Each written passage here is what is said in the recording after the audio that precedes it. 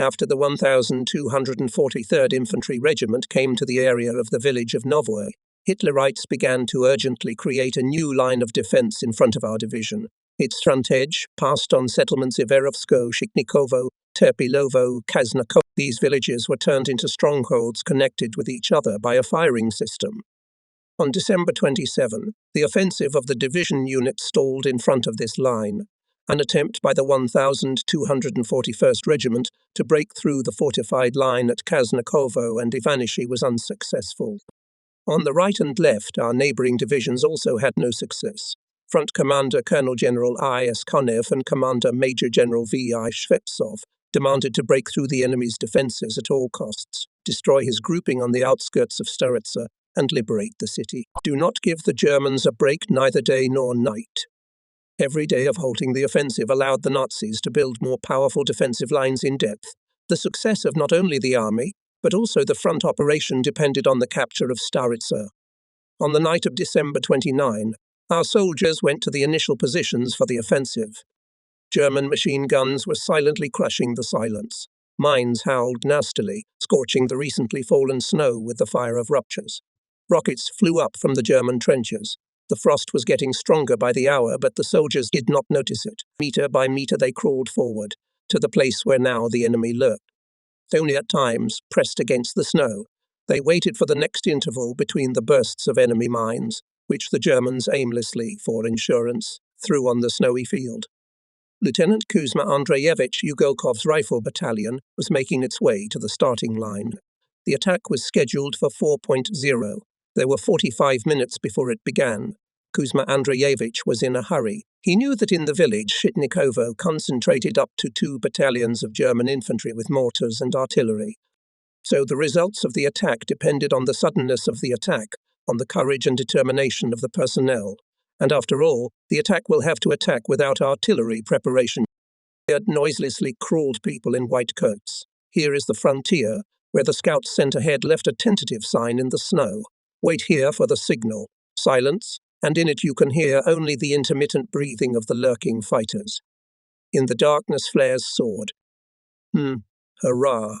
Rang out the strong voice of Ugolkov. The soldiers picked up this cry, and all companies of the battalion rushed into the attack. The enemy machine guns choked under the bursts of grenades scouts. In a furious rush forward fighters, commanders, political workers.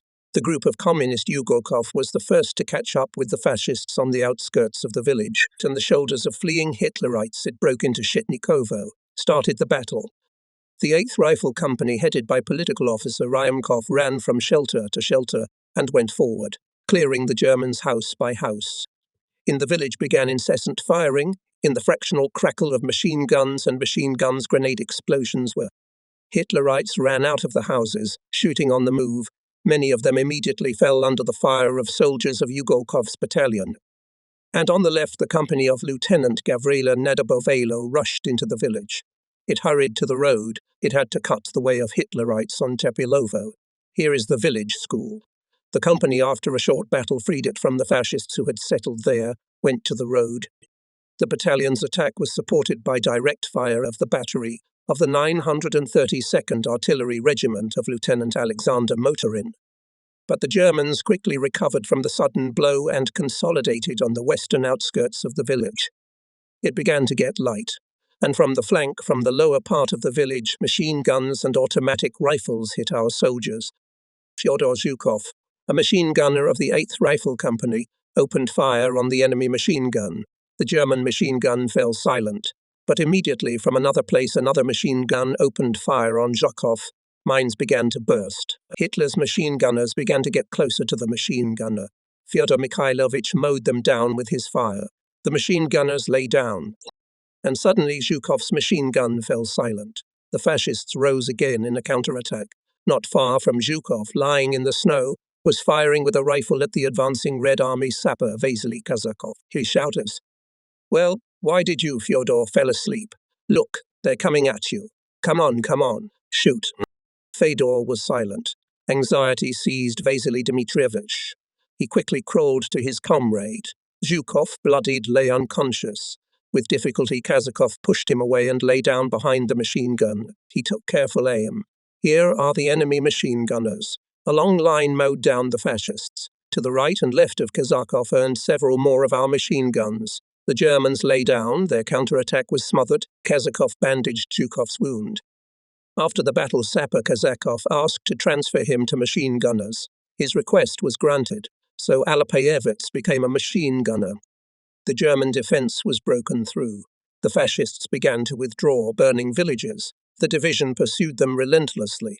Day and night in front of us on the horizon blazed the glow of fires. The blood of innocent people poured out in rivers. In beastly hatred to the Soviet people, the fascists began to exterminate the inhabitants of the villages from which they were retreating. I will tell only about one such village.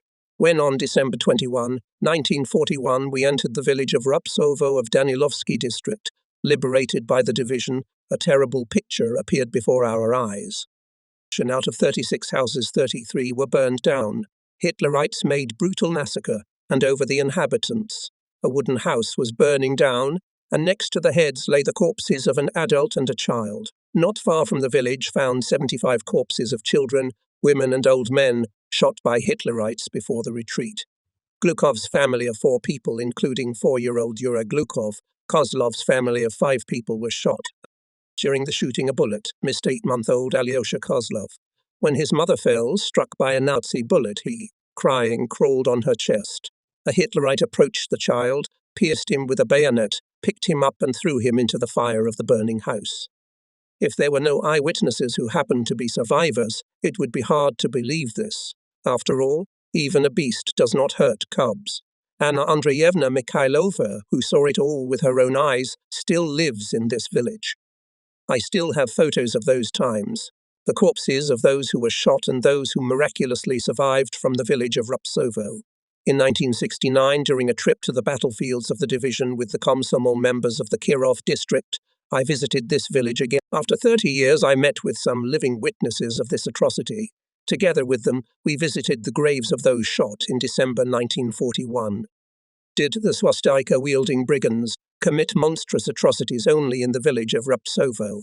No, these modern cannibals reveled in the blood of Soviet people who fell into their clutches everywhere and anywhere. They set fires, looted, tried to sweep Soviet people off the face of the earth. On December 26, 41, after the liberation of the village Ivanishi of Emayanovsky district, the inhabitants of this village A. Dogodov-Yemci, Solovyova P.A.V., Funtikov and others told us. Hitlerites robbed, killed, beat and abused us. In our village they took all the cattle, chickens, geese. They ruined all the farms. They took away warm clothes, even dishes and children's toys. The fascists shot 60-year-old Mikhail Lavrentievich Mikhailov, Vasily Osipovich Monakov, 16-year-old Seryoja Monakov. Severely wounded Pavel Emelianovich Fantyukov was brutally tortured. For no reason they beat 70-year-old Marfa Vladimirovna Izotova with a stick. 80-year-old blind Izotov was stripped and forced to crawl from Kolkina farm to Ivanishinsky Hills. We saw, May continued to tell us, how 15 wounded Red Army prisoners were thrown on the fire and burned.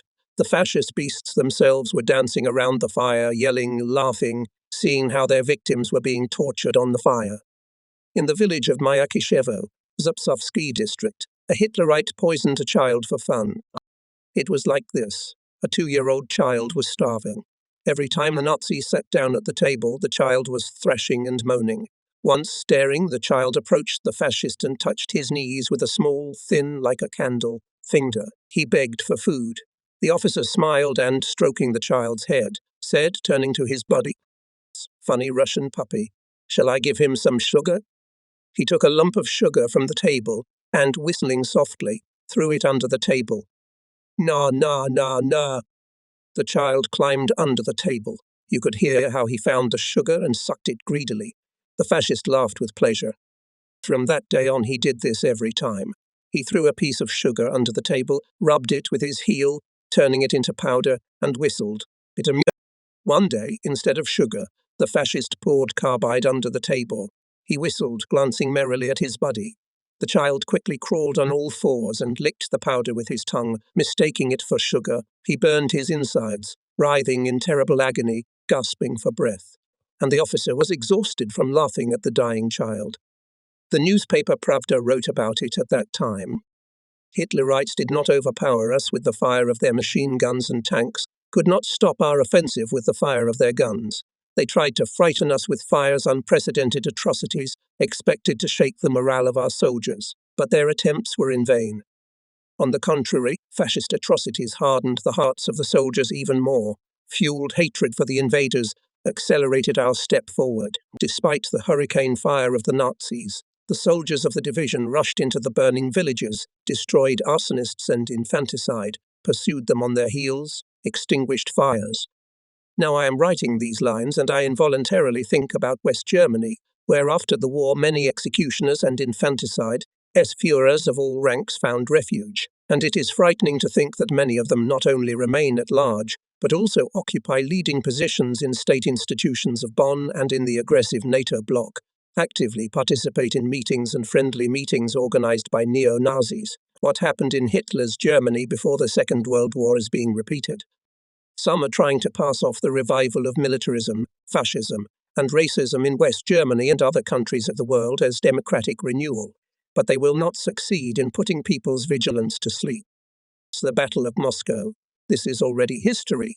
40 years have passed since that time, but every time I get my hands on the yellowed pages of a frontline newspaper or old letters, faded photographs of those years, the memories come flooding back, so vivid that you begin to listen to the silence, as if it could be torn by the howl of bombs and the crack of machine guns. I have already mentioned what Ecker caused in the veterans of the division the sight of worn on the folds of maps. And now, when I started to collect material for this essay, I came across landmarks of memories. Photos of the September days of the 41st year. Fighters 375th Infantry Division learn to shoot, destroy enemy tanks. Since the page of the Army newspaper from January 4, 1942. Pictures of broken enemy equipment on the road Staritsa, Rashev, and along the roadsides, the corpses of fascists, and the caption, the way of the Germans' withdrawal from the town of Staritsa. Military language is stingy. An outsider will look and turn the page, but I am unable to do so. Shot down tanks, armoured personnel carriers, guns, corpses of Hitlerites in the snow near Moscow. This is a hard soldier's work. It's the work of my fellow soldiers. Those who look at me from other photos, who in the Urals in the fall of 41 threw wooden dummies instead of grenades, and instead of a real rifle with a mock-up carried out the command, with a long one, shoot. The last December night before the new year 1942. Stars twinkle in the sky here and there. The hard frost takes my breath away. From long lying on the snow the body gets cold, legs cramp up. The German machine guns are silent. The roofs of the old Russian town of Staritsa, which goes away with its streets along the beautiful Volga River, are just visible ahead. As if from a snowdrift in front of us grew Platoon Commander Intelligence Kormatsky. All at the starting point, Comrade General, he reported to the division commander.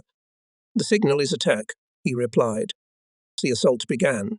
The enemy, who had taken up defences on the outskirts of the city, stubbornly resisted. He tried to stop our offensive, to prevent the breakthrough of his defence, to keep the city and the road to Rashev, Zupsov. In the night battle, having broken the resistance of the fascists, parts of our neighbouring 252nd Division broke into the city. Hurricane fire met us from trenches, from attics, from the windows of houses. In spite of everything, soldiers of the rifle regiments of Major Evgeny Fedosevich Rumantsev and Captain Serafim Vladimirovich Chernozersky, repulsing the enemy house by house, block by block, moved forward. The farther into the city we moved, the more stubborn resistance became. German armoured personnel carriers, machine gunners were waiting for our soldiers around every corner, at the crossroads. From one stone house on the southeastern outskirts of Staritsa, Hitlerites opened a strong machine gun fire. Shackled by it, our infantry lay down. A group of soldiers, led by the platoon commander Lieutenant Pokotayev, began to quickly go around this house. In the darkness there was a call of Grigory Ivanovich Pokotayev. Forward, hurrah! The soldiers picked up this cry and rushed at the enemy. Grenades of Sergei Makarov and Ivan Kazantsev from Sverdlovsk silenced the enemy machine gun. Afanasy Bortsov, a Sverdlovsk resident, smoked the fascists out of another house with grenades. On the roof of this house, fighters hoisted a red flag. While there was a fight in the city, The regiment of Major Fyodor Nikitich Safinko, having released Staroyamskaya, with a fight forced the Volga south of Steritsa, attacked the Germans in the villages Vorobievo and Fedorkovo, and began to come out on the only road that connected Hitlerites with their rear. Fascists, afraid of encirclement, weakened resistance in the city, but with every hour the battle along the highway Staritsa-Rzhev became fiercer. Hitlerites, striving to keep the remnants of their defeated units in the city, made every effort to withdraw them to the south. The enemy poured the fire of their guns, mortars, machine guns on the units that threatened to encircle him. As dawn broke, the enemy aviation took to the air and began to bomb continuously, shelling the combat orders of our units from the shaving flight. On the road to Rzhev, there was a column of Germans retreating from Staritsa to the south. The battery commander, Junior Lieutenant Afanasy Evsienko from Sverdlovsk, rolled out the guns to an open position and commanded a direct fire. The guns struck. Continuous ringing hums stood around Afanasy Yefimovich's guns. Smoking shells one after another fell near the red-hot barrels of the guns. Panic rose on the highway. Wagons, cars, knocking down Hitlerites rushed forward, but from a direct hit several cars caught fire, wagons overturned. Everything was mixed up. A traffic jam was formed on the road. Fascist soldiers, fleeing from shells, began to run away. Timsienko, without taking his eyes off the binoculars, corrected the fire of the cannons and shouted, "Aha, they are running. It's hot for the devils. Increase the heat. Shrapnel on the infantry, fire on the fugitives." The cannon struck even more friendly. Not far from Evsienko's battery, the gun of Sergeant Vasily Petukov began to hit the fascists, and a little farther away, the gun of Ivan Gordiev, gunner Fyodor Predin set fire to an armoured personnel carrier with the first shot, and gunner Alexei Spitsin to a car with fascists. Germans opened fire from mortars. Not far from the guns began to burst mines, but the artillerymen did not slow down. A mine fragment like a razor cut the cheek of the junior lieutenant, but he continued to correct the fire of the battery. To the left of Junior Lieutenant Evsienko's battery, Vasily Kazakov's machine gun began to rumble. Our infantry went into the attack. Cavalrymen of the 29th Cavalry Regiment came up. They began to catch up and cut down the fleeing fascists.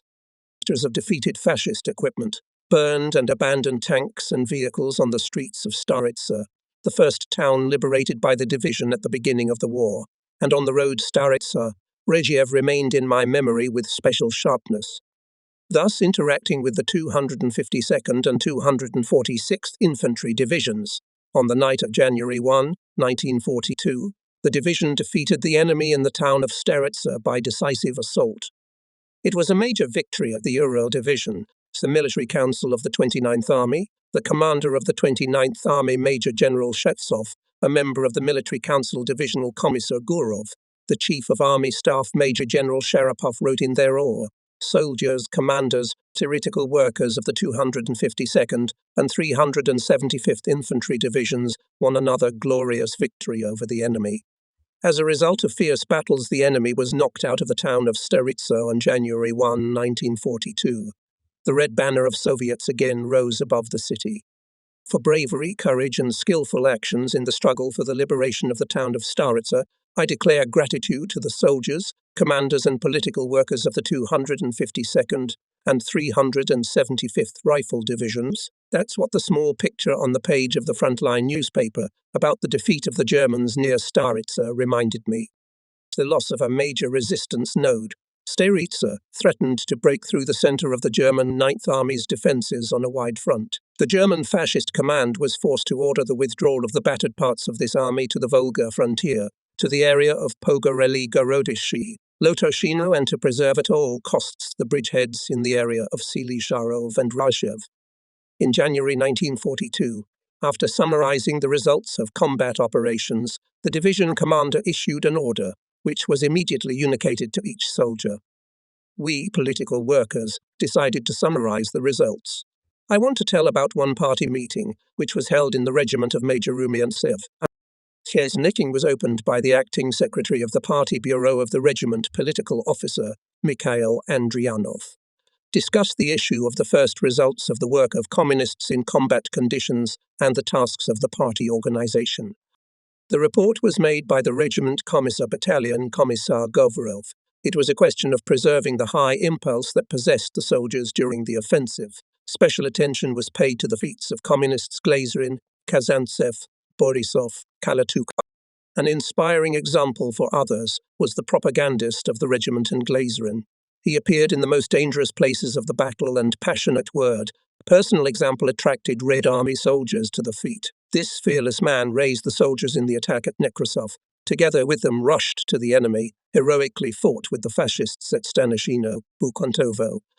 At Chadovo Battalion, in which was Glazerin, was in a difficult situation. Continuously beat enemy guns, mortars, machine guns. Alexander Glazerin realized that the moment of the battle had come when he, a communist, by his personal example should help the soldiers to fulfill the combat order. So propagandist got up, shouting, "Aliens! Forward for the motherland!"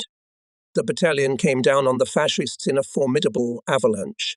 The fighters, led by senior political officer Glazerin, reached the village, and then a lurking fascist machine gun opened fire. Glazerin fell. His chest and arms were pierced by bullets. Communist Borisov destroyed the machine gun with a grenade. Battalion fighters avenged Glazerin's blood. Fascists left several dozens of corpses on the battlefield. The village was liberated. Looking ahead, I will say that Alexander Glazerin underwent several operations in field hospitals. Remarkable medic saved the hero. Another communist whose exploits were mentioned at the meeting, EEI, Kazan, in one of the houses on Staritsa Street, desperately resisted a group of enemy machine gunners. It held back the company advancing along the street. Disguised, Kazantsev crawled behind the house and broke into it. Shooting from the windows stopped. When the soldiers who came to the rescue jumped into the house, they saw 8 fascists lying on the floor, killed by Kazantsev's machine gun bursts. He himself was wounded, but did not leave the battlefield. Govorov cited a number of other examples when communists were the first to rise to the attack and went to the enemy, dragging the others with them. Schnulzimins and fighters, sergeants and officers who spoke at the meeting told about their comrades. One of them told about Junior Lieutenant Maximov, whose unit came under heavy machine gun fire from the enemy. Some of the soldiers became confused. At that moment, the communist Maximov, having moved forward with a machine gun, opened fire on the Hitlerites. His accurate cues silenced the enemy machine gunners and their machine gun. Maximov got up and, with the shout, "Hurrah!" forward, led the company in attack. The enemy was crushed and destroyed. The blunders of individual units and fighters were also discussed in detail. Regimental Commander Rumyantsev talked about errors of tactical order.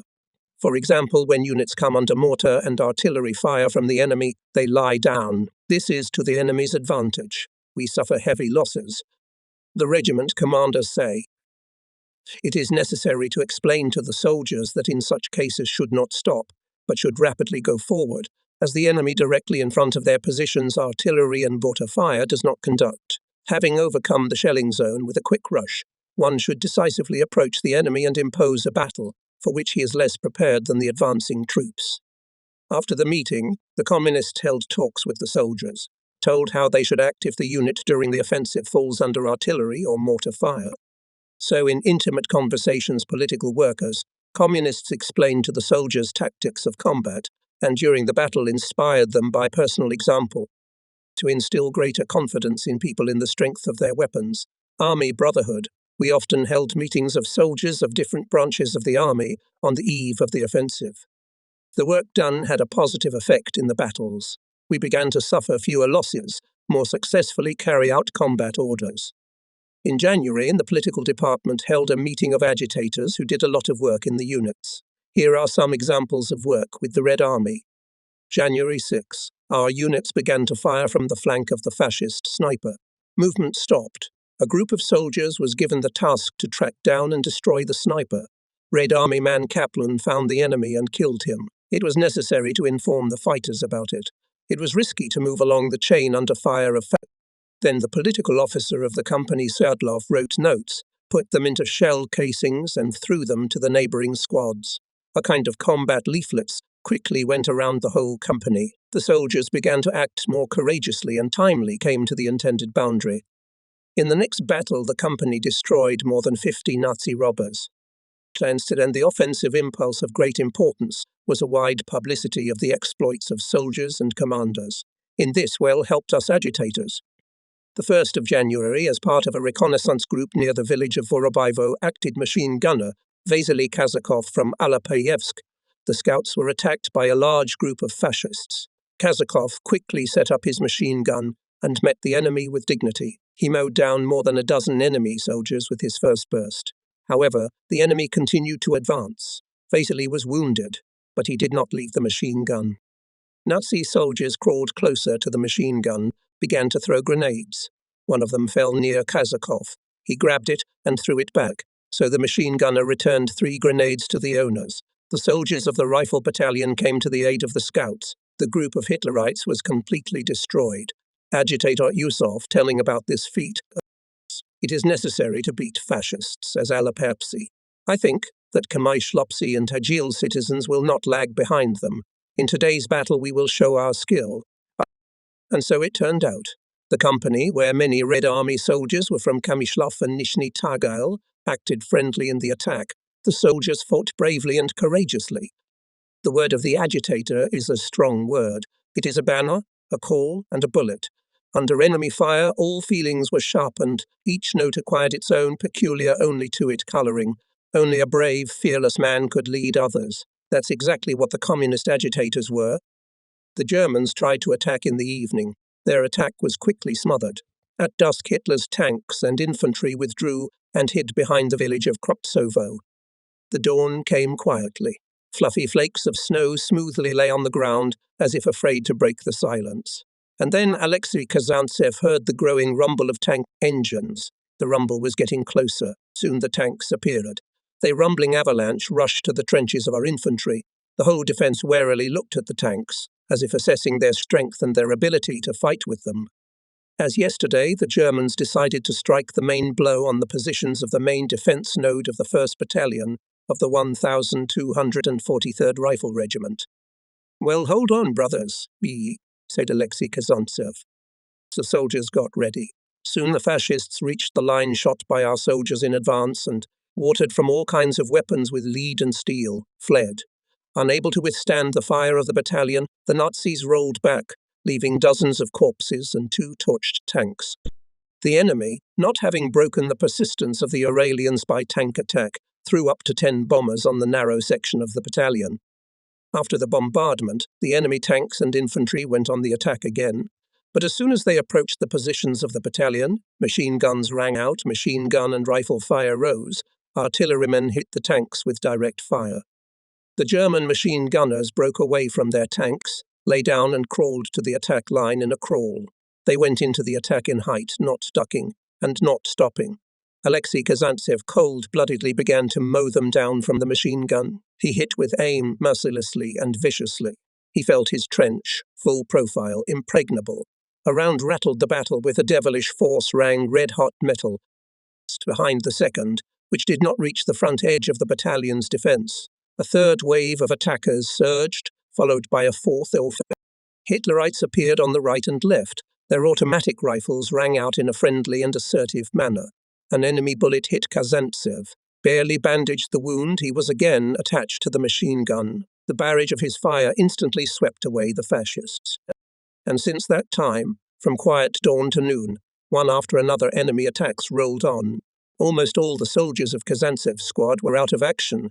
Nearby lay severely wounded 2nd number of machine gun Komsomolet Zakharov, a few steps away from him. From Kazantsev's wound through the bandage is abundant blood, and the Nazis are in the 5th attack. He corrected the bloody bandage on his head and again fell to the machine gun. The Hitlerites short runs and crawls, covering themselves with the corpses of those killed in the first attacks. Group after group approached Alexei Kazantsev's trench.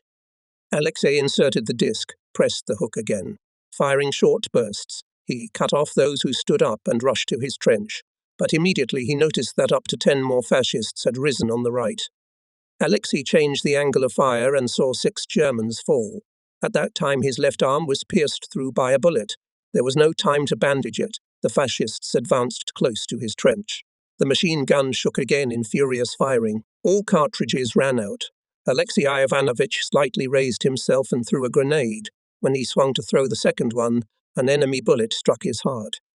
Alexei Kazantsev fell with his right hand clutching the left pocket of his breastplate.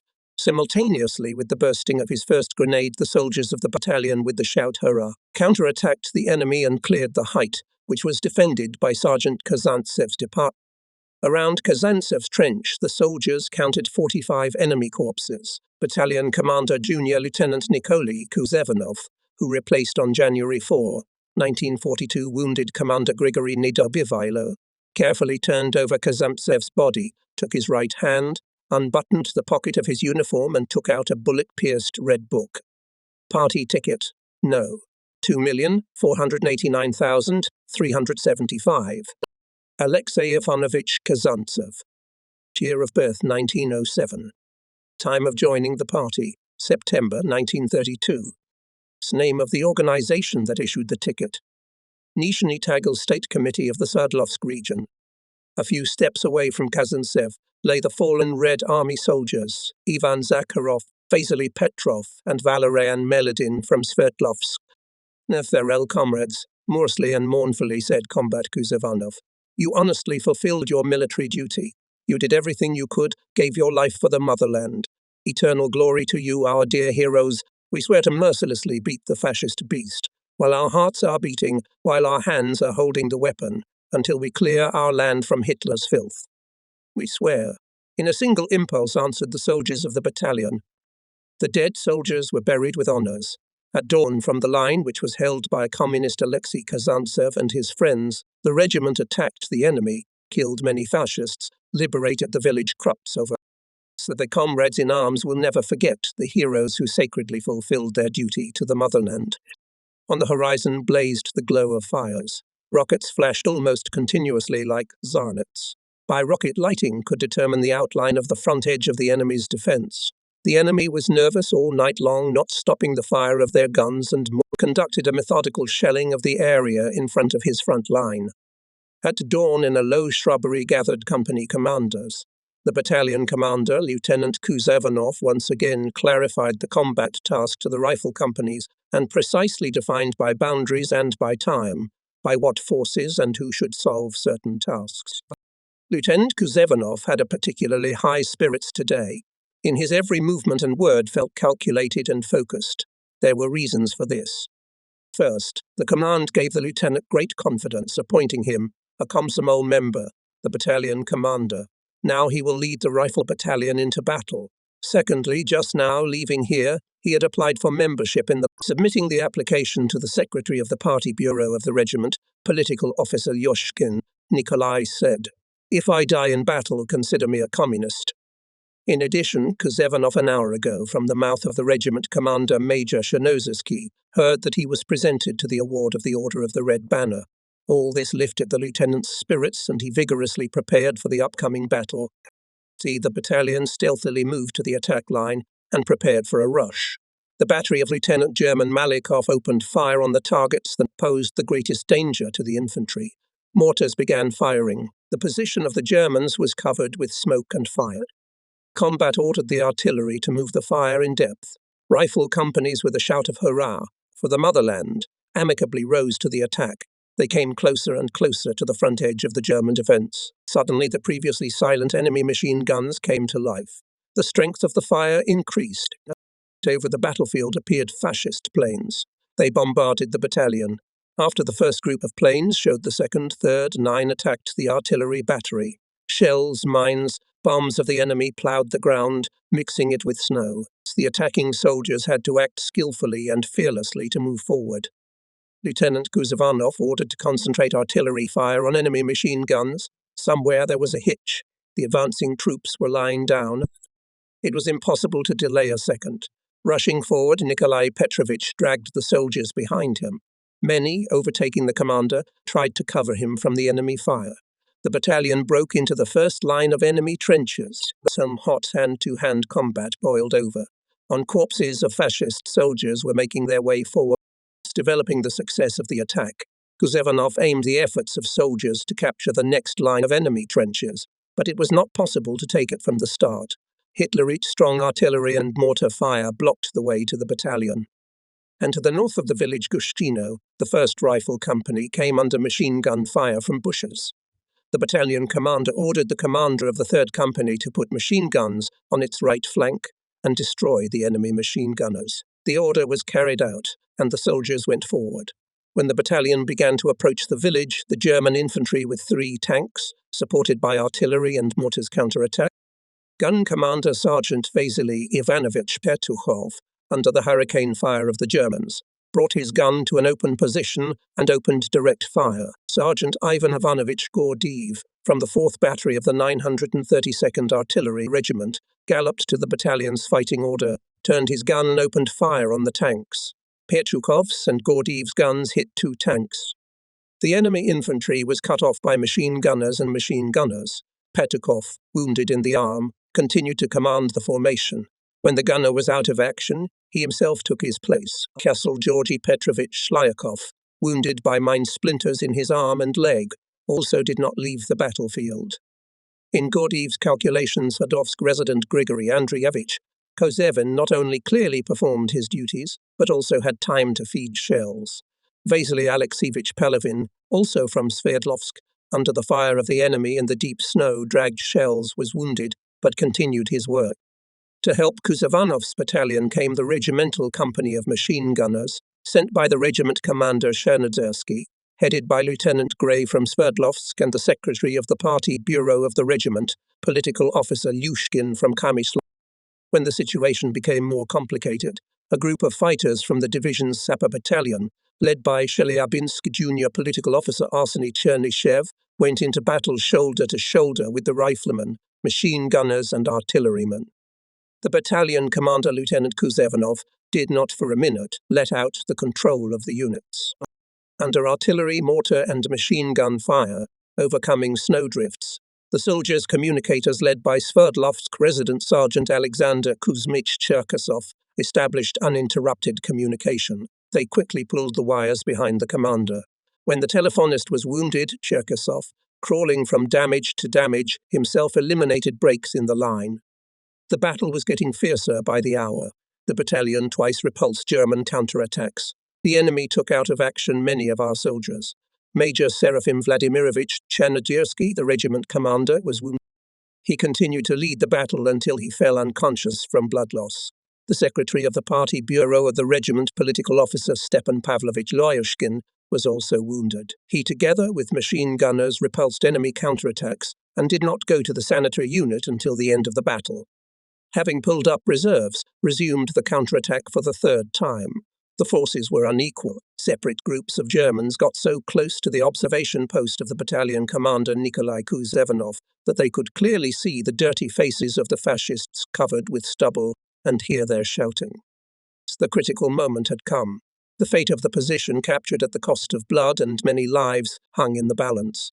It seemed that a few minutes more, and the enemy wave would overwhelm, sweep away our fighters and roll further.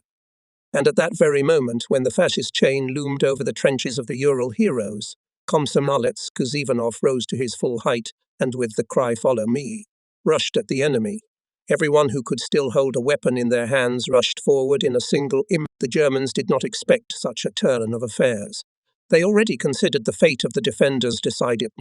From the crushing blow of Kuzevanov's battalion, a company of the regiment's machine gunners, Chernyshev sappers, Cherkasov signalers, the fascists trembled and retreated in confusion.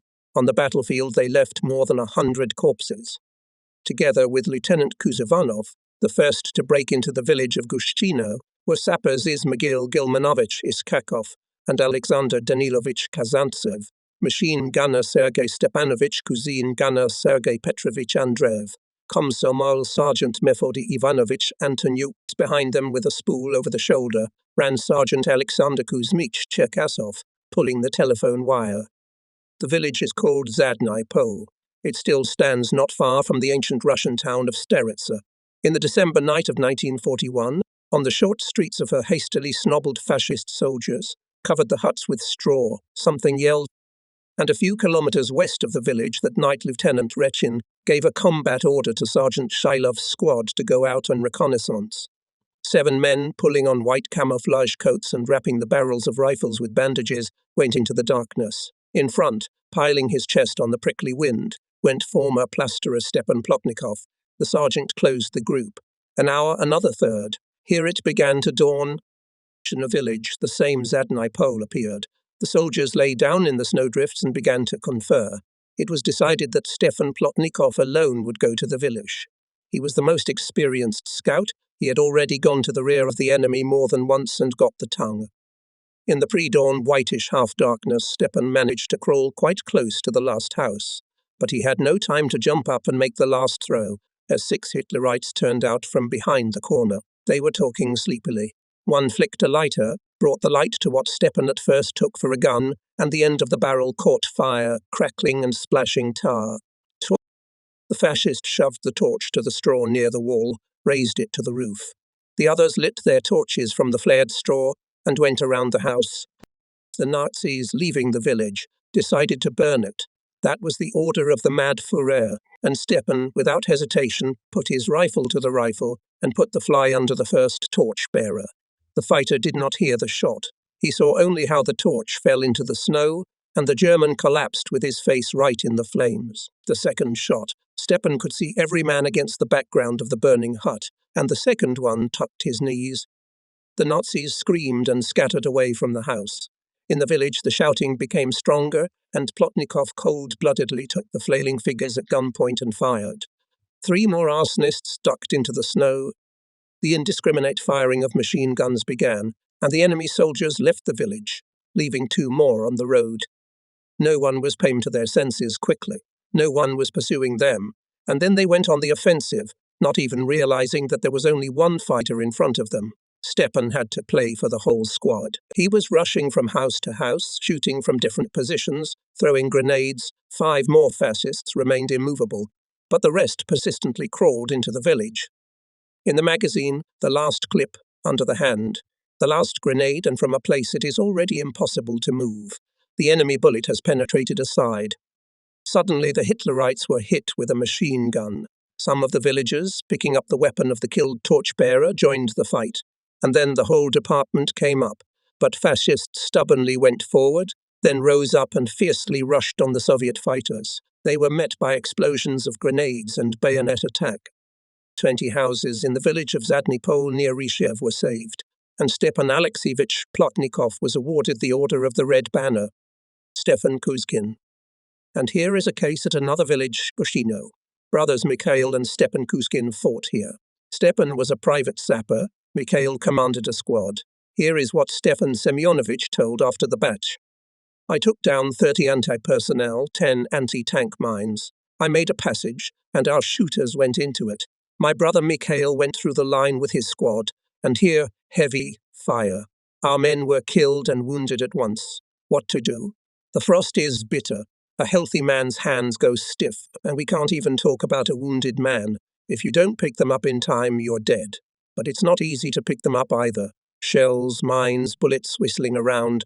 Our orderly was wounded too, and the wounded need help. So I crawled. I carried one of them, and I'm dragging another one. And the nurse's station said to me, Stepan, there, ahead, your brother is wounded. Misha, brother Misha. I quickly crawled forward. Fritz is shooting. By the time I got to Mikhail, a fascist almost sent me to the other side. A Nazi machine gunner gave a turn when I was crawling over a snowdrift. The bullet grazed my overcoat, but didn't touch my body. Clever girl. It's a pity, though. My overcoat is almost new. I reached Mikhail. I'm freezing, he said to me. Help me. I looked at him, at the snow around him, covered with Misha's blood. My heart clenched. My own blood. He was bleeding badly from his wound. I dressed the wound. With difficulty, I piled him on a cloak tent and dragged him crawling through the deep snow. I brought him to the medical station. In parting, Mikhail said to me, Take revenge, Stepa, on the fascists for my wounds, for our native blood. All right, Machi, I answered. Let's get well soon. Mikhail was sent to the infirmary, and I went forward. This day I still carried 3 wounded men from the battlefield, went on the attack with the gunners and killed 2 fascists. But it is only the beginning. Stepan Semyonovich Kuzkin kept his word. In subsequent battles he distinguished himself more than once, and his account of extermination of the enemy grew every day. And one more story, the story of the man for whom more than 20 years' death followed him literally on his heels. but caught up not in battle. In peaceful days of October 1952, I got acquainted with him in August of the 41st year. Captain Shubin, the head of the formation department of the division headquarters, reporting on those who arrived to staff the 375th Division. In the team from Krasnoyarsk there is one volunteer, and asks, what orders will be given? What's his last name? Naimushin. He must be a guy with a temper. What do you mean with a temper? Doesn't obey? Shubin smiled. No, disabled. But he doesn't want to hear about it. Shall I send him over? And here was Naimushin, the first volunteer of our division, in front of me. He was of medium height, with surprisingly big, bold eyes. His voice was a bit Akasic. His figure was strong, full of strength. Noticing how I was groping him with my eyes, he asked, have you delivered already? A stubborn light flickered in his eyes. You have no right to forbid me to fight. Life led Ivan Naimushin not on the pillar road, not by the handle. He worked as a shepherd in an agricultural commune. After the death of his father, his brothers Yakov and Georgy came to the Urals to cross. Ivan came with them. He had to work as a labourer until finally, in the 16th year of his life, he got a job at the Kresnogvardic mine as a wheelwright. Mining was to his liking. He became a miner. Then at the Novolevinsky copper mine he became a driller. 3 times he was caught in the mine under the collapse. The first time Ivan Grigorievich, a prominent driller of the Novolevinsky copper mine in Krasnoyarsk, looked death in the eye in 1929.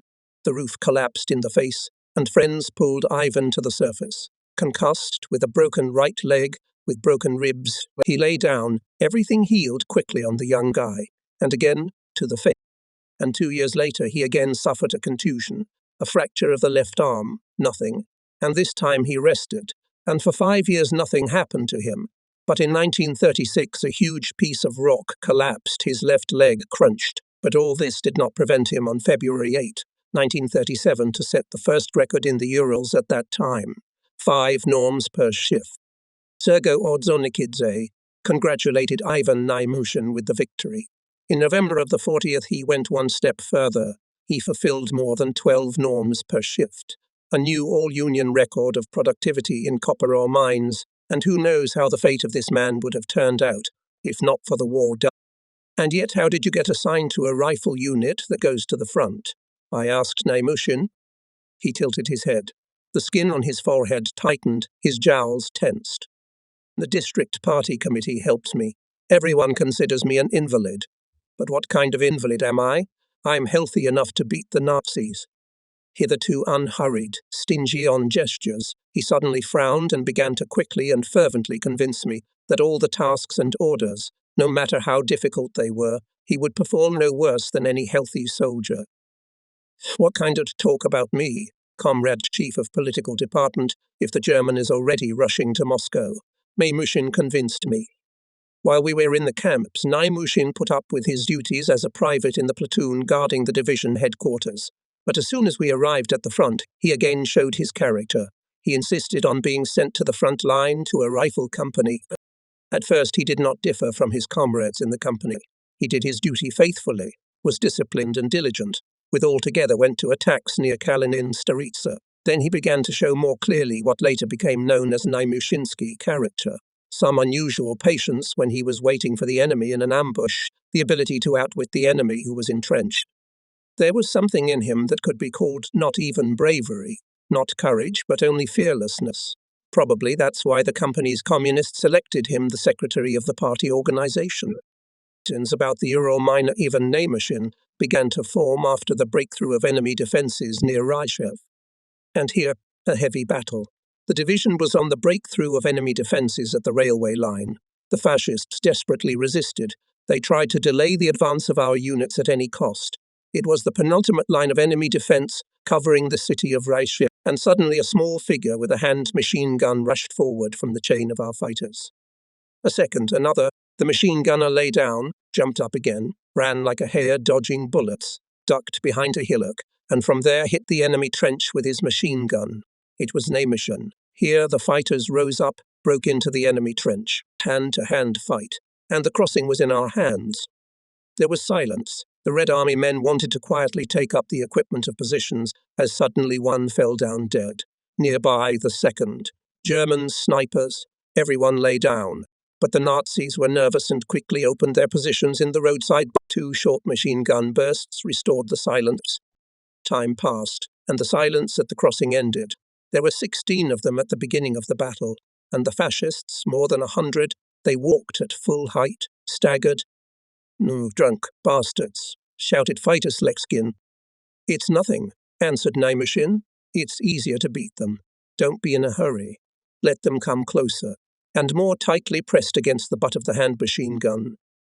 Under the dense fire, the fascists sobered up, and leaving dozens of 3 corpses, rolled away, and soldiers Sleskin and Pugin together with Naimushin dragged into the trench 2 machine guns, 4 hand machine guns of the enemy, several automatic rifles, put a mountain of ammunition. There were 3 out of 16 of us left, and there was nowhere to expect help. "Well, we will defend ourselves," Naimushin said to his friends and installed a machine gun next to his handheld trophy. In the evening, Hitlerites again went on the attack. "Sleskin," shouted Naimushin to his neighbor on the right. "Sleskin, don't hurry." He was silent. Naimushin turned to him and saw that Sleskin's head was stuck in the ground at the butt of his rifle. "Pyen, don't hurry. 100 meters to them. It's a little more than 15 seconds if they run. 80 meters, 60. Pugin, take your time. 50, 40. Fire." And with the captured machine gun, Naimushin led from left to right at the Germans. Pugin was wounded in the left arm, but he kept firing. The Nazis rolled back, but soon went back to the attack. Pugin was wounded for the second time, and now he could not shoot. The last tape, and from it there was only a half-meter piece. Help came by night, and together with the men of Captain Golyubev's unit, Ivan Naimushin rushed into a counterattack and drove the Nazis to the forest. He was wounded and his machine gun was smashed. Having bandaged the wound, Ivan Grigorievich found someone's sniper rifle at the bottom of the trench, and with it continued the fight. Division Commissar N. Ryapusov described this battle in the front newspaper. Soon the drunken Krauts, infuriated by the failure, went into a counterattack, threatening to encircle us. The battle reached the highest tension. Then Comrade Naimushin took command and began to mercilessly exterminate drunken Germans. He successfully repulsed the counterattack, himself personally destroyed 40 Hitlerites, 2 enemy machine guns, captured rich trophies. Being wounded, the communist Naimushin was on the front line for 2 more days and left to the infirmary only by order of the command. Who knows? Maybe the beginning of this battle at the crossing at Grybeev, this first meeting with enemy snipers, the death of his favorite commander from a sniper's bullet, and determined the military profession of communist Ivan Naimushin. He became a sniper, a merciless fighter of the enemy. Here is one of the episodes of Ivan Naimushin's sniper service. An hour before dawn, he and his contact Mamonov went out on a hunt. They chose a house on the outskirts of Rashev. Having examined the area in advance and having chosen a reserve position, they crawled to the house to the distance of an accurate shot. They disguised themselves and waited. Several Hitlerites came out of the house. One of them, lanky, showed his hand in our direction, and 2 of them stretched out in front of him. An officer included Naimushin and took him at gunpoint. The officer was hit with the first shot. The soldiers scattered. Soon one of them crawled to the lying one, apparently intending to drag the officer away, but the second shot put the soldier down as well. "Ivan Grigorievich, on the roof sniper," whispered Mamonov. On the roof of the house gleamed in the rays of the rising sun 2 panes of glass. "No mistake the contact," you thought Naimushin. "There is an observation post there." Almost simultaneously 2 shots rang out, and the stereo tubes disappeared.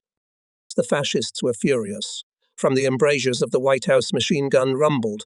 Naimushin silenced it with an accurate shot. "Well, now we take," he said. "They will not forgive us for this." And rightly so. The Germans opened a fierce mortar fire. Naimushin again put a bullet into the embrasure of the White House, from where this time a machine gun was frantically firing, and that one choked. They had already returned to the company's location and were having an appetizing breakfast, and where they were hunting, the mortar and machine gun barrage was still raging. Army, frontline newspapers printed portraits of Ivan Naimushin, told about his combat deeds. He killed 124 Hitlerites, wrote the army newspaper. The combat path of this glorious sniper can be traced by the mountains of enemy corpses. Decisiveness and at the same time calmness, careful study of the enemy. This is the style of actions of Junior Lieutenant Namushin. In the fall of 1942, Ivan Namushin was in Moscow at a meeting of snipers. The Military Council of the Western Front awarded him, as the best sniper, a personalized sniper rifle. The Presidium of the Supreme Soviet of the USSR awarded the glorious warrior with the Order of the Red Banner. At that time, a delegation of the Mongolian People's Republic was in Moscow. The Prime Minister of the Republic, Marshal Choi Bulsin, who was present at the reception of snipers, decorated the chest of Ivan Grigorievich Namushin with the Order of the Red Banner of the Mongolian People's Republic. The Uralian Namushin could not but share his joy with his fellow countrymen, miners of the Novo-Levinsky copper mine. He wrote to the "Dear comrades, I send you my fiery greetings from the front and wish you success in your labor activity. I hasten to share my joy with you. The government has awarded me the Order of the Red Banner. Be sure for your former miner Ivan Namushin that he will continue to mercilessly crush Hitler's bandits. I inform you that from August 10 to September 25 I exterminated 103 Krauts. I swear to you that I will continue to exterminate fascist cannibals without sparing my life. But I demand from you, dear comrades, well-coordinated and precise work at the labor post. Only the selfless labor of the rear workers will help us defeat the dastardly invasion. On our section of the front, the enemy is fleeing, suffering heavy losses. But at the same time he fiercely resists and throws up new reserves. The hour is not far when his reserves will run out finally. But in order to bring this hour closer, you must give copper or as much as the motherland demands from you. Write about your military affairs with a Bolshevik greeting. Ivan Namushin. September 27, 1942. The miners decided to work the way their fellow countryman Ivan Namushin beat the fascists.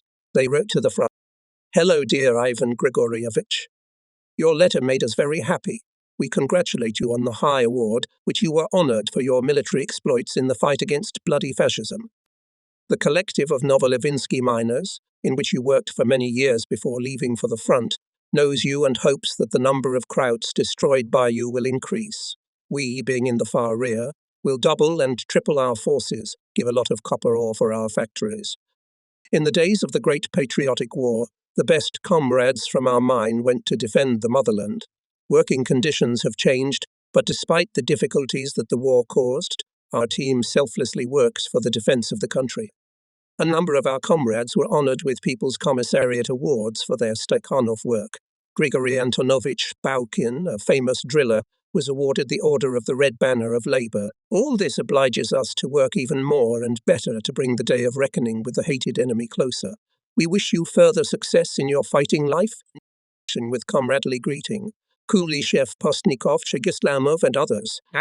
The order of his fellow countryman Ivan Grigorievich fulfilled with honor. Namushin passed with the division all his combat way.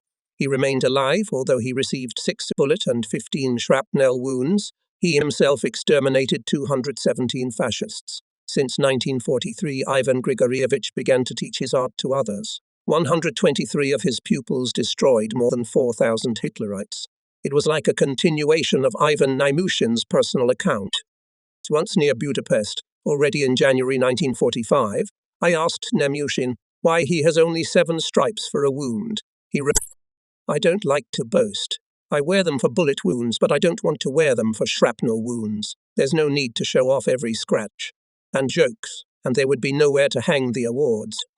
By the end of the war, Ivan Namushin's chest was decorated with 7 government awards, and the stars of a senior lieutenant glittered on his epaulets. The war died down. Ivan Namushin returned home to his native Krasnoyarsk. He wanted to work, as before, in the face, but doctors did not allow it. They gave him a pension, and he again showed his character, refused the pension. He started to work as a mine security chief. Death caught up Ivan Grigorievich Namushin 7 years after the war. In the summer of 1951, he went to the village. He had to help the collective farm in haying. True, doctors forbade him heavy work, but is it hard work? To throw lightweight forks on top of the stack? He threw once with a glance, another not, and I got carried away, got into the excitement, and then something stabbed him in the heart, cut him.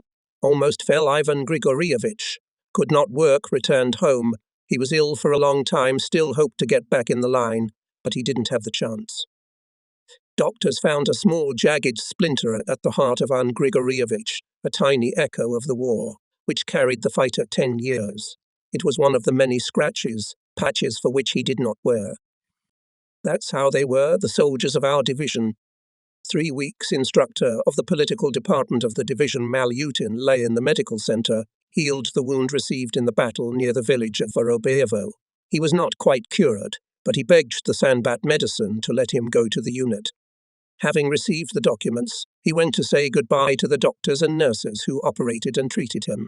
At the door of the dressing room, Ivan Alexeyevich was overtaken by orderlies who were carrying a seriously wounded man. Looking at the stretcher, Malyutin recognized Sergeant Sergei Petrov. Sergeant was a glorious scout, came out unharmed from many altercations. It was painful to look at his pale, shriveled face. Apparently, he had lost a lot of blood. While Malyutin indulged in sad reflections, the wounded man was put on the operating table, and the surgeon Anna Antonovna Shamarina, having given the nurses some orders, hurriedly stepped to the basin for washing hands. Ivan Alexeyevich realized that now it was not up to him, but he did not want to leave without saying goodbye, and he decided to wait for the end of the operation, unwittingly becoming a witness to the courage of the Komsomol women of the medical unit. With habitual movements, the sisters unwound bloody bandages, treated the wound. They put a white sheet with a window at the wound site. The operation began. Malyutin separated from the operating room light partition of sheets. Holding his breath, he listened to the tinkling of instruments, jerky phrases of the surgeon, the rare moans of the wounded. Suddenly, the concentrated silence of the operating room was broken by the voice of the medical officer on duty, who shouted through the window. Air! Malyutin jumped out into the street. Their combat Blinov and Commissar Kopylov dispersed cars, wagons. Commands were heard. The wounded in the gap. Come on, don't delay. Quickly into the gap. Get the horses out. A number of narrow slits had been dug in the side from the houses. Wagonmen, chauffeurs, orderlies rushed to them.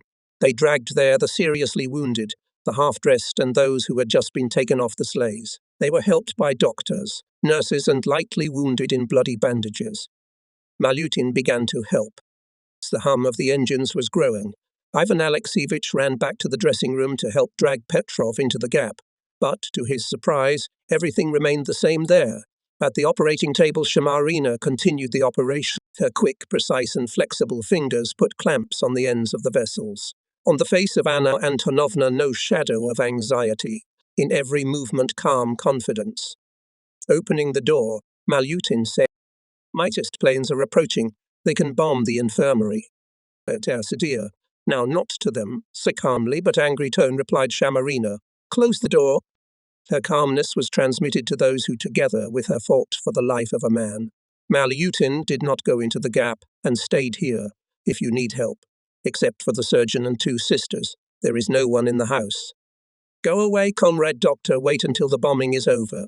The wounded man asked in a faint, weak voice. "I will bear it." "Well, don't talk," interrupted him Shamarina. "You cannot." 2 minutes later, very close in the air, heard the humming of foreign engines. Fascist planes were circling, looking for a place to drop their deadly cargo to destroy more lives. One of them, with a roar, almost hitting the wings of the roof, flew over the house, and at the operating table stubbornly fought for the life of a man-girl's Komsomol. Enemy planes turned around, made an approach and went into a dive at the defenseless, like children wounded. There was a piercing whistle of falling bombs. Several explosions went off. In the house where the dressing room was located, the ceiling, covered with white sheets, cracked. The floor shook underfoot. But the girls did not stop the operation. Another explosion, another. Window panes rang out. The smell of burning and choking smoke came in through the window. Anna Antonovna quickly covered Petrov with a white sheet, protecting his wound from dust and glass splinters. Malyutin had the impression that Shamarina covered the wounded man with her body, protecting him from harm. Asya Pervushina quickly closed the table with the instruments, the sterility of which was now essential to save Petrov's life. Malyutin tore the sheet covering the entrance and approached them. Everything happened instantly. "Remove the glass, close the window," ordered Shamarina. Malutin machine-mindedly carried out her orders. On the opposite side of the street, a fire broke out. The horses that were in harness sprang to their feet, tearing the harness, dragging the broken sleds. Then they darted through the gaps above the heads of the wounded, and with a wild roar ran into the field, plunging belly-deep into the snowdrifts. "Arcia press," says the surgeon briefly. "Every drop must be saved." The girl presses the bleeding spot with a tampon. The doctor chooses a suitable clamp on the table. Several languid minutes passed. The explosions were not repeated. Only moans and curses came from different directions. People were putting out the fire. Orderlies carried the wounded to the operating room and dressing room. The sky became quiet. The operation continued, so her forehead around Shamarina's eyes, sweat droplets became tight. They from time to time removed Anya Yusikova. And then it turned out that the bullet not only pierced the chest, but also wounded the right lung. Petrov's body could no longer resist. There came moments when death began to take over. Then Anna Antonovna administered excitatory drugs and canned blood, forcing death to retreat. For more than an hour this duel lasted. The surgeon won.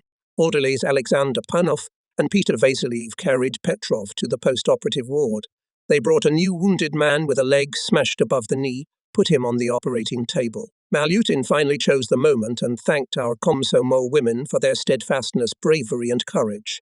Then he said goodbye to them and returned to the political department of the division. Then he told us this story. The political department of the division was constantly interested in the state of Petrov's health. In the post-operative ward for several days and nights, doctors Roman Nikolaevich Rapoport, Vitaly Ivanovich Muratov were on duty at Petrov's bedside, and a large team of medics were taking the scout out. I met with Petrov in February 1945 at the Trurisky bridgehead near Budapest. Petrov was already a lieutenant, commanded a company in the division neighbouring us, and where he is now, I don't know. Maybe reading these lines will respond. Medicine bat. How many glorious feats were performed by the front medical service in the difficult war years. And not only the surgeon's scalpel kind, caring hands brought back to life the most hopeless. Warm, heartfelt words of participation helped the wounded to bear pain and suffering. I would like to remember here the nurse of the evacuation department, Zinaida Nikolaevna Tuchina, who, sending the wounded to the army hospitals, always carefully, with maternal warmth laid and covered each of them. Zina made sure that the wounded were as comfortable as possible on their way. She cheered them up and lifted their spirits with affectionate words. Military field officer of the sorting department, Ekaterina Dmitrievna Gushina, met each wounded with care.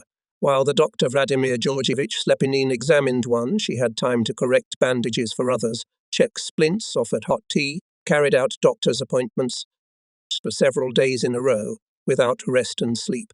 Did not leave the operating table Pavel Konstantinovich Androfagan, George Antonovich Popov, Leonid Vasilievich Leonidov, and many other doctors and nurses. And none of them ever said "I cannot," did not lose composure under enemy shelling and bombing, more than once risking their lives.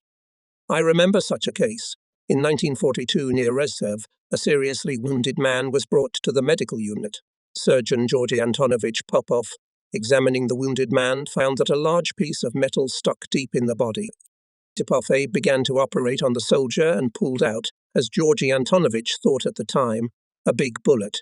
It was the first time he held such a bullet in his hands. He took it out and put it onto the operating table in a basin. After the operation, he decided to show this curiosity to others. On a happy occasion, the first one he met was an artillery officer. The officer carefully took the big bullet and said, "This is not a bullet, but an unexploded small-caliber shell." When the shell exploded, the artilleryman looked at Popov with a testing look and said, "That's it, dear doctor. It is your happiness and the happiness of your sisters Antonina, Alexeyevna and Raisa Pavlovna that it did not explode during the operation or when it was lying under your table." And now I want to return to the interrupted story about one Ivan Alexeyevich Malutin, or rather, to acquaint the reader with his letters addressed to his relatives and friends. Pavla Semyonovna, Malutin's wife, has been keeping them for about 40 years as precious relics. The letters are yellowed, frayed at the folds, and in some places the words cannot be made out. How many times these letters were held in the hands of Ivan Alexeyevich wives and daughters. How many times over the years their eyes full of tears ran over the lines. Not only relatives and friends, but also every frontline soldier cherishes in his heart the memory of those who walked beside him on the battlefields. Who is Ivan Malyutin, whose name has fallen into the hearts of his fellow soldiers? For what deeds he is honored by the old and young in Nishnaya Salda? Ivan Alexievich was born in 1904 in the family of a worker. From the age of 4, he was left without a father and was brought up by his grandmother. When he was 11 years old, he joined the Nishnaya Salda metallurgical plant where his father, Alexei Ilyich, worked. A year later, Ivan became an apprentice fitter, then an assistant machinist.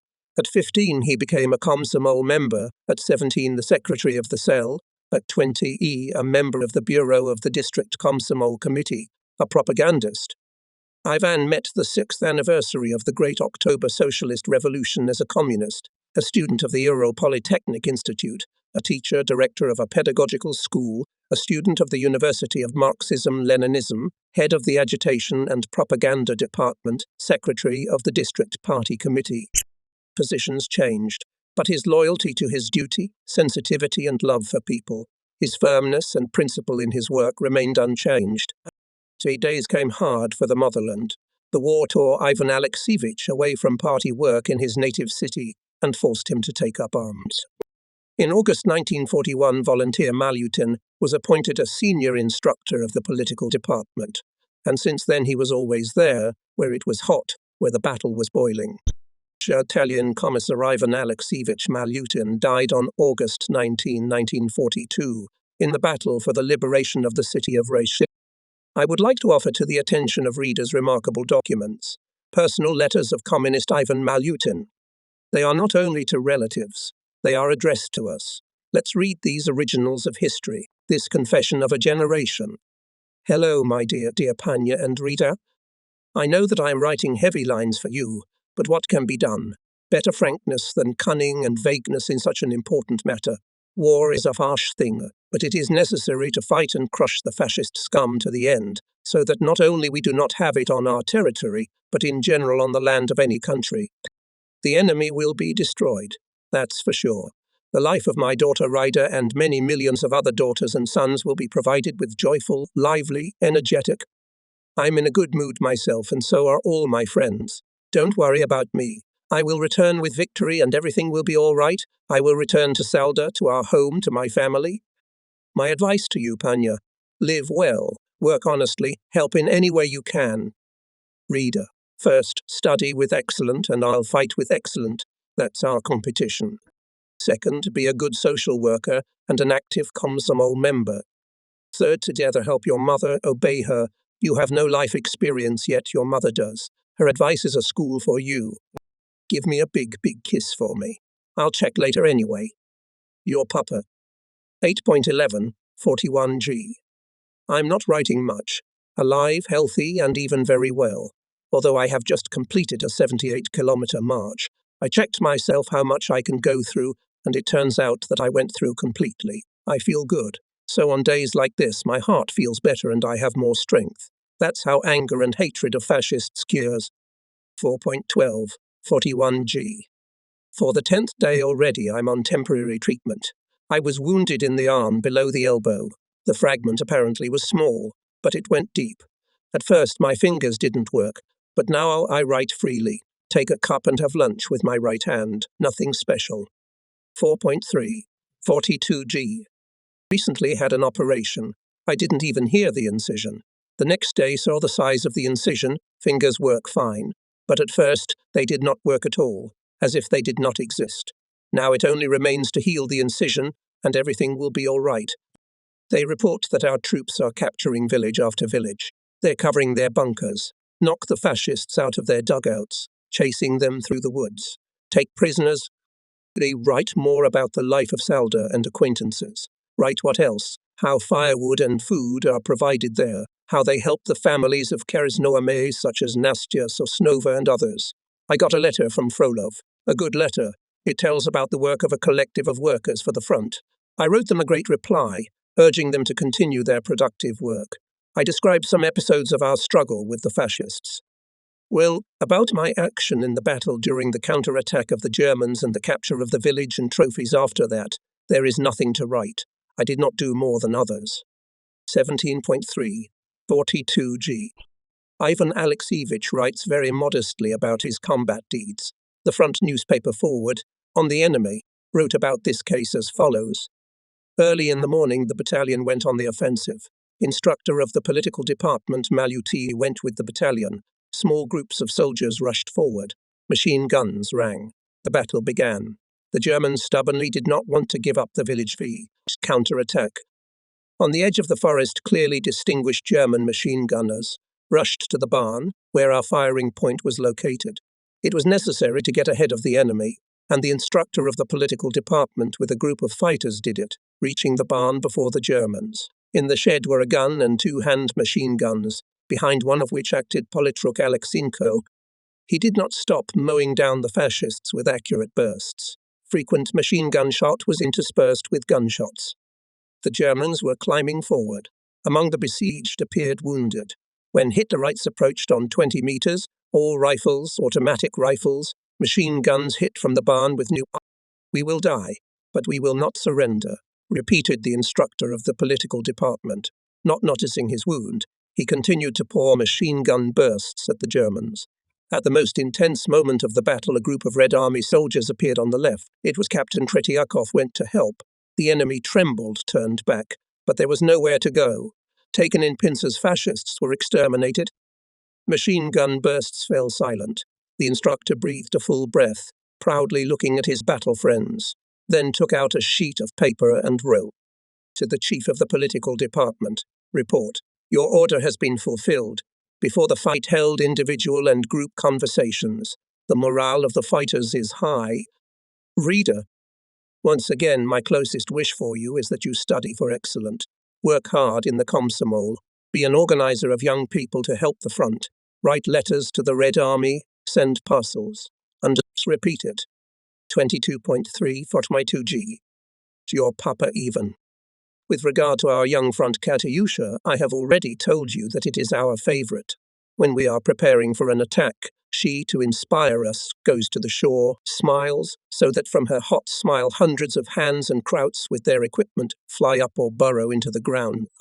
23.3 42G. The Germans are resisting, but their resistance is broken by our stubborn and consistent blows, which day after day fall on the Nazis. In one of the battles, Firsov's battery repulsed a large tank attack of the enemy. The gunner Predin entered the battle with 6 tanks. He shot down 2 of them, destroyed a lot of infantry following the tanks. The fascists could not stand it and turned. After the end of the war, we will take as children some of the little ones left without parents. Some little one. Have a nice day. Bye, kisses. 15.4 42G. Now I came from the front line to prepare for the report on May Day. The holiday is coming soon. These days our task is to hit so hard that the bastard will always remember what May Day is for us and how we celebrate it at the front. And we'll celebrate it for real. There will be a salute of guns, machine guns, rifles, and, of course, our favorite Katyusha. And our sniper Fyodor Oklopkov has been preparing his gift for the holiday for a long time. He sends several fascists to the other world every day. He wants to bring the count to 50 by May. Kisses, Ivan. 23.4 42G. Hello, Panya. Well, how are you living there in your farm? I guess you're busy as always. It's already 7 months since we haven't seen each other, and I'd like to be together at least for a day. It is true that we have already lived a lot, and as if we were not quite young, but we still want to live a common life without separating. But what can you do? The war, it does not count with individuality, and requires to put aside everything personal and devote to the public. War is such a thing that requires both sacrifices and material expenses. There is no other way out. No one wants to be a slave, and therefore everything and everyone for the front, everything to defeat the enemy. Soon the fascists will be kaput. Time flows fast, so you won't even notice how this year will pass. Plant more flowers now. When I'll come, we'll work out together with you why blue, red, purple, and then work again, work and work. There will be a lot of it, more than there was before the war. Well, that's all for now. Write Panya more often, for letters seem to talk, and all the time you feel closer to you. A big kiss. Eva. 23.5 42G. I am on the battlefield. Very good and pleasant on my soul. As the air is buzzing with our airplane kisses, Ivan's letter from a friend, written after the death of Ivan Alexievich Malyutin, addressed to his wife on October 22, 1942. Hello. The other day Zina informed me that Ivan Alexievich was killed in battle with the despicable fascists.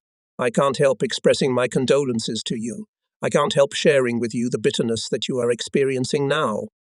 I often saw him in the family circle as a desirable husband, a caring host, an affectionate father, a hospitable man, a funny man in company, a respected guest. Often seen at work as a thoughtful, serious, business-like worker, a good organizer. Often seen at party meetings, sessions, heard his persuasive, humor-laden, passionate and often sharp speeches. He was principled in the struggle for the general line of the... I saw him sometimes unjustly offended, but that he was offended could only be guessed more by experience than by complaint. He did not like to complain. More than once I had to work with him, both for work and just to talk to him often. It is impossible to remember all the conversations, and there is no need for it. But one thing can be said, that he was an excellent conversationalist. He loved and knew how to truly love life, respect and understand people. That's why I understand the depth of your bitterness, Panya. That's why, since I received the news of his death, not a day goes by that I don't remember him. I have lost my brother in battle, I have lost my best friend, and if I manage to go into battle, which I have no doubt I shall avenge not only my brother, but also my friend Ivan Alexievich. Sukhorokov, 22.10, 42 year. These letters speak for themselves. Only I would like to add, father's orders reader fulfilled with honor. She graduated from high school in 1943, and in 1948, Sverdlovsk Medical Institute, became a pediatrician. The memory of Ivan Alexievich lives in the hearts of people. At the request of his fellow soldiers in 1963, Nizhnaya Selda City Council named one of the streets of the city after Ivan Malyutin. Now, every year in July on Ivan Alexievich's birthday, there is a holiday of the street. A huge portrait of Ivan Malyutin hangs over the set table in the center of the street. Stavla Semyonovna Malyutin's widow and chairman of the street committee greets the guests. 375th Infantry Division, acting as part of the 30th Army, in the fight against the German invaders, showed exceptional courage and heroism.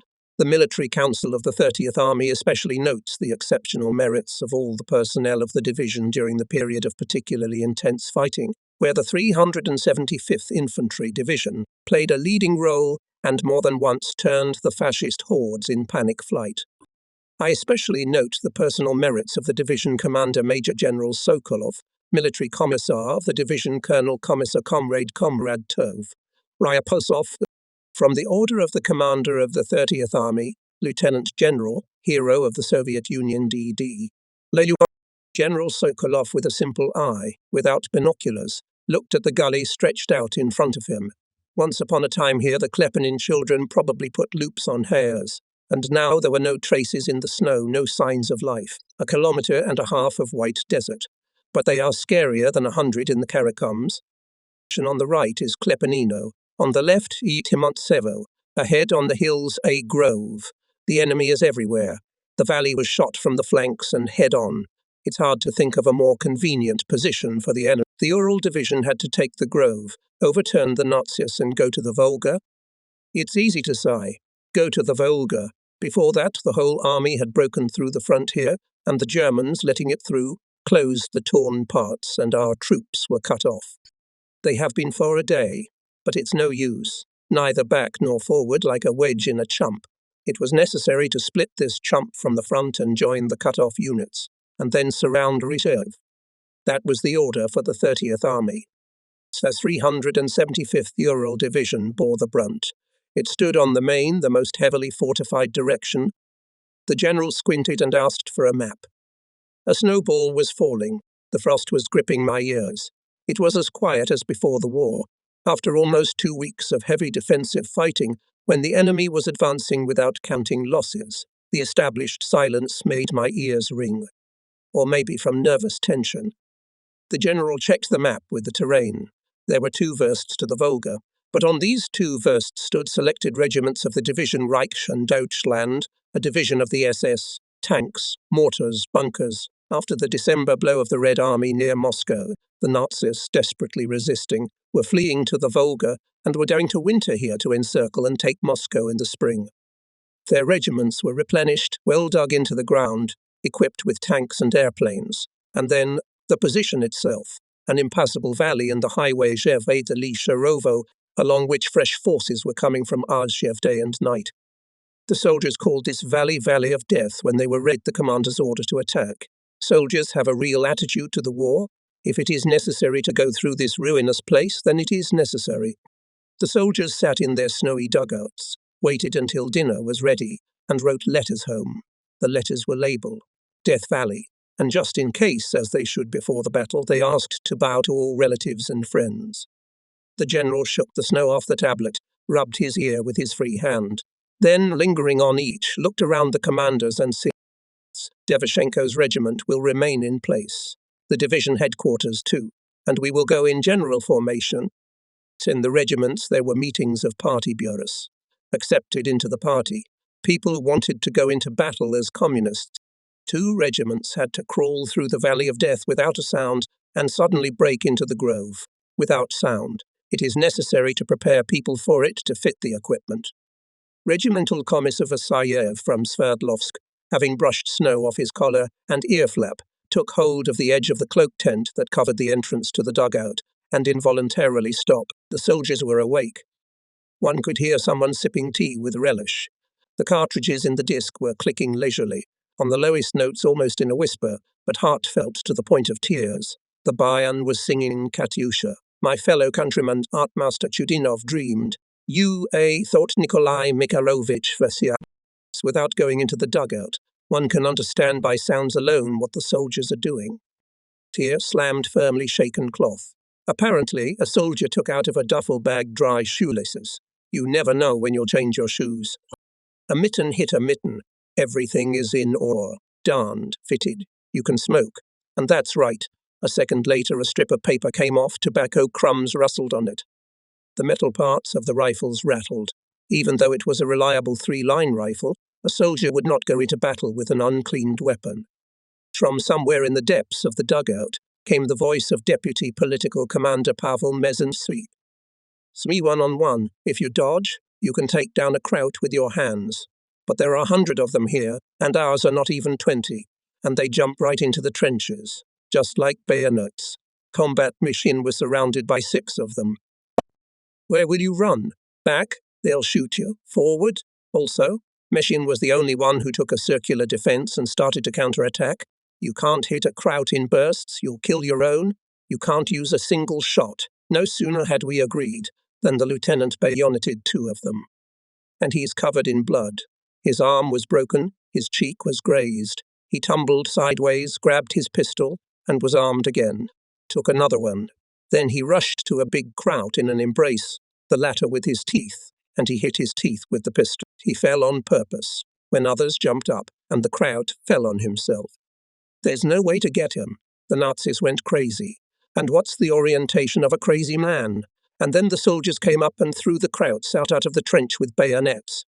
He's talking about the Petelin battle, thought Vassiliev, and, tapping his Valenok on his felt boot, threw back his cloak tent. Everyone stood up. Vassiliev said hello and asked them to go about their business. They immediately made room at the hot stove. The commissar stretched out his hands over the heat, rubbed. Mezentsev is right. The enemy freaks out when he meets our soldier face to face like this. He's not used to hand combat.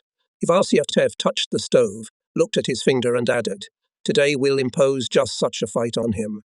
Vassiliev was loved in the regiment.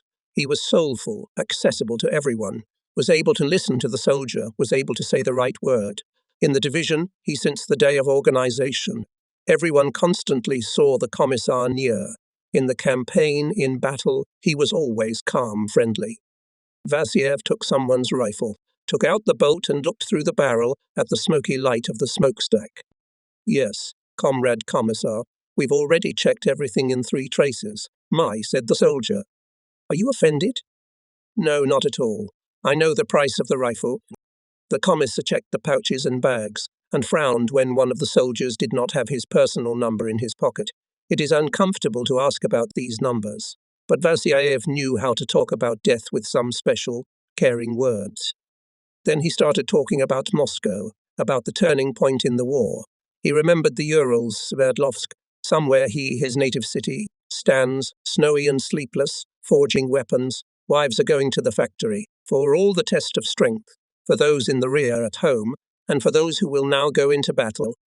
Vasilyev explained the order of the commander, introduced the situation, with neighbours on the left and right. That's how they got the command to go out to form up.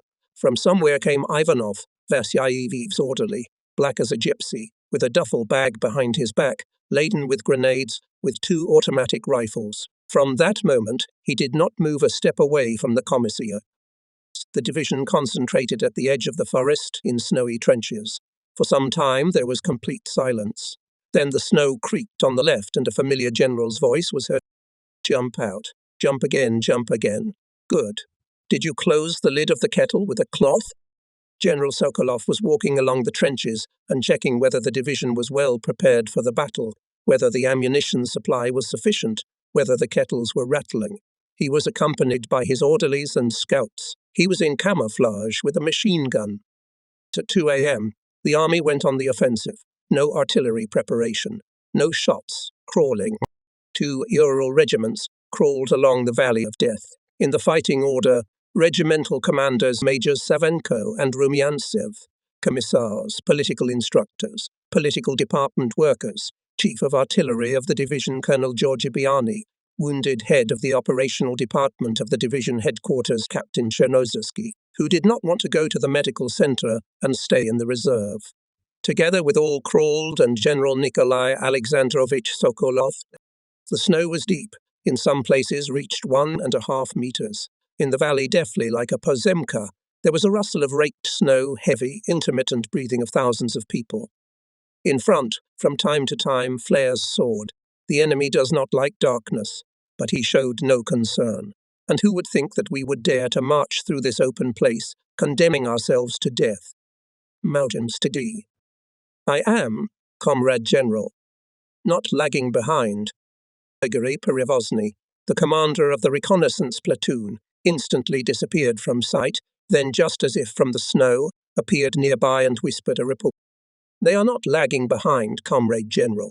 We're still going like on a grouse. Why are you so cheerful? I was accepted into the party, Comrade General. Sokolov dabbed his wet mitten on his face, and it was obvious that he smiled. Congratulations. Well, thank you, Nikolai Alexandrovich. And Sokolov complained to me. I've become heavy, Seriosha. I'm suffocating. Sweat is pouring into my eyes. Cherevozny lagged behind again.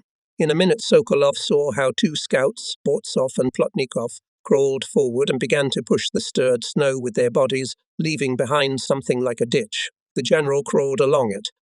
For nearly 2 hours this duel with the snow continued. A firefight had already started on the flanks. This alerted the Nazis in the grove. Rockets began to fly more often. But, apparently, the enemy still did not suspect that we were breaking through the valley straight to the grove, and only when the battle started from the flanks, in Klepanino and east of Taimontsevo, the fascists found us already 100 meters away from themselves, and immediately opened machine gun fire. By its density, we could understand that the enemy still did not realize that in front of him 2 whole rifle regiments and not a platoon of scouts.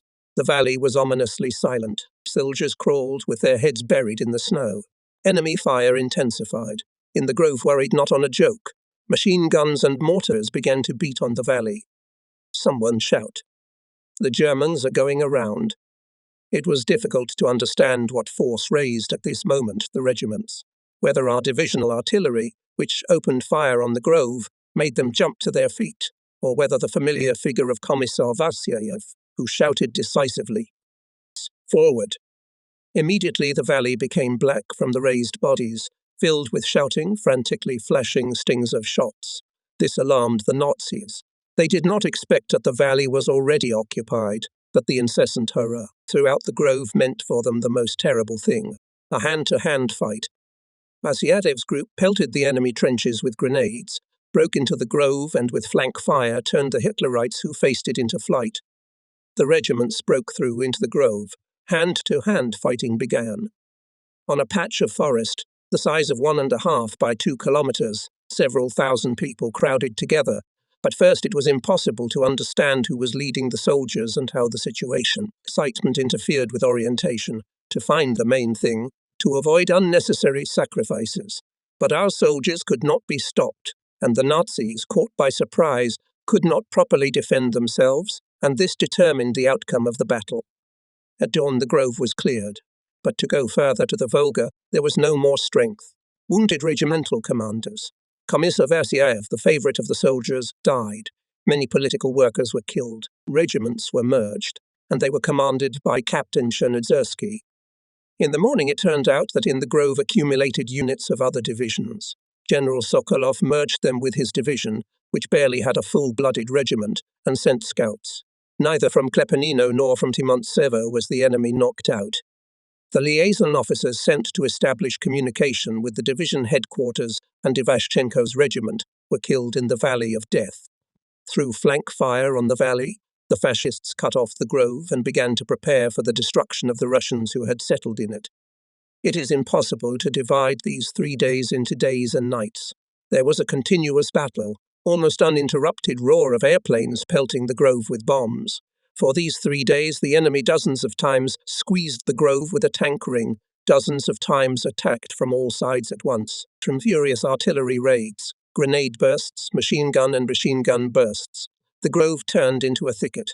It was impossible to find a tree that would not have terrible traces of war. And the Uralians. General Sokolov's observation post was in a crater, not even covered from above with camouflage netting. Airplanes were passing overhead. A little further away, and sometimes next to it, split by shells, trees flew up. It was as if the general did not notice it. He was outwardly calm, unhurriedly swept snow and earth crumbs off the map. The liaison officers and scouts, who now and then crawled up to him with reports, rolled into the funnel and reported on the affairs in the units, on the losses, on the areas where the situation was particularly tense. The general moved the reserve there, and when there was no one to move, sent scouts under the command of Perevozny and Shatovsky. Sometimes soldiers ran past the observation post, falling to the torn ground. When they saw the general, they turned back and crawled to repel the trenches captured by the enemy. Sometimes the fascists forced the Uralians from one edge of the grove, or rather deeply cut into it, coming close to the NP. And when they were thrown back, the general returned to his funnel, wiped his inflamed eyes and said, "They're nervous, eh? They need this grove so badly, the very node of defence." Then he called Perevozny, and, pointing at the dead German officer, "Order him to remove it. There's no need for him to hide in the funnel." 3 days and 3 nights. Finally, on February 5, the reserve division of the army joined the Ural division, and the hollow, called before the offensive Valley of Death, really became a place of death for thousands of enemy soldiers. 3 days and 3 nights of fighting. Who knew then that after them the most difficult way to Raziev was waiting for us?